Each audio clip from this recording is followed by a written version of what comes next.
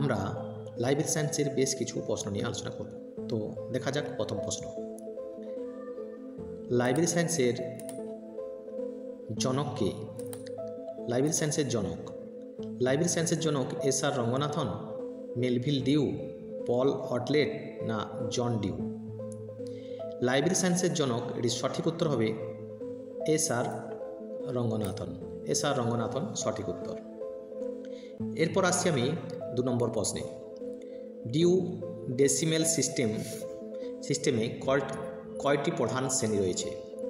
আমরা এগুলি বাংলা থেকে ইংরেজি থেকে বাংলায় ট্রান্সলেট করেছি, সেই জন্য বানানের একটু এদিক ওদিক হতে পারে, সেটা আপনাদের প্রয়োজন অনুযায়ী দেখে নেবেন। ডিউ ডেসিমেল সিস্টেমে কয়টি প্রধান শ্রেণী রয়েছে? 5টি, 10টি, 15টি না 20টি?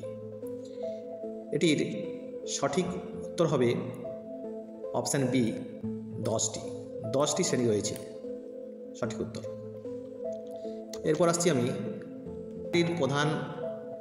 লাইব্রেরির প্রধান উদ্দেশ্য কি? লাইব্রেরির প্রধান উদ্দেশ্য বই ধার দেওয়া, তথ্য প্রদান করা, শিক্ষা প্রচার করা এবং উপরের সবকটি। এই প্রশ্নটির সঠিক উত্তর হবে অপশান ডি, উপরের সবকটি। পরবর্তী প্রশ্ন, 5 ল অফ লাইব্রেরি সায়েন্স কে লিখেছেন? 5 ল অফ লাইব্রেরি সায়েন্স কে লিখেছেন? Option A Melvil Dewey, option B S R. Ranganathan, option C Paul Otlet. এটির সঠিক উত্তর হবে অপশান বি এস.আর. রঙ্গনাথন। এরপর আসছি আমি পরবর্তী প্রশ্নে। এখানে বইয়ের স্থান নির্ধারণের পদ্ধতি কি নামে পরিচিত? বইয়ের স্থান নির্ধারণের পদ্ধতি শ্রেণীবিন্যাস, ক্যাটালগিং, অ্যাক্সেশন না রেফারেন্স? বইয়ের স্থান নির্ধারণের পদ্ধতি কি নামে পরিচিত? বইয়ের স্থান নির্ধারণ অর্থাৎ এই প্রশ্নটির সঠিক উত্তর হবে বইয়ের স্থান নির্ধারণের শ্রেণীবিন্যাস, স্থান নির্ধারণ। ধরুন যখন ফিজিক্সের বই রাখা হবে শ্রেণীবিন্যাস অনুযায়ী ফিজিক্সেরই বই, কেমিস্ট্রি যেখানে বই থাকবে কেমিস্ট্রি, গল্পের যেখানে বই থাকবে গল্পের বই, এইভাবেই শ্রেণীবিন্যাস করা হয়। তো সেক্ষেত্রে এখানে শ্রেণীবিন্যাস হবে।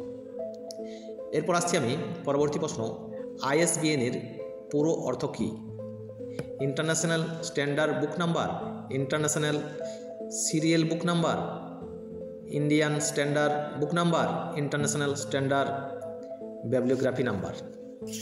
এই 4টি অপশানের মধ্যে সঠিক উত্তর কোনটি হবে? যদি আপনাদের মনে হয় তাও আপনারা জানাতে পারেন কমেন্ট বক্সে। এখানে সঠিক উত্তর হবে option A, international standard book number. এগুলি ভালো করে মনে রাখা প্রয়োজন, কারণ এগুলি কম্পিটিশন পরীক্ষায় অবশ্যই এগুলি থেকেই আসে। এরপর আসছি আমি পরবর্তী প্রশ্নে।